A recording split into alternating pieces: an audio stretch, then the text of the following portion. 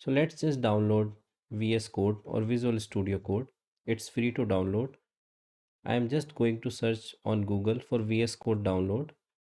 Then these both the links are same. Let's just visit the official homepage. So this is the link code.visualstudio.com.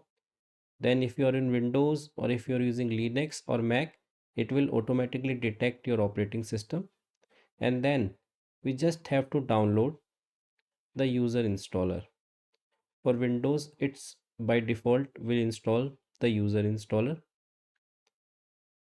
Just have to click on download for Windows. So it will download the file and you will find the file in the downloads folder. So right now I am in my downloads folder. I am just going to double click on the executable file that I have downloaded. Then I just have to accept the agreement. Click on next. Then choose the default option. Again choose the default option. If you want, you can create a desktop icon. Click on next again and just click on install button. After completing the installation, just click on finish and it will launch Visual Studio Code or VS Code for you.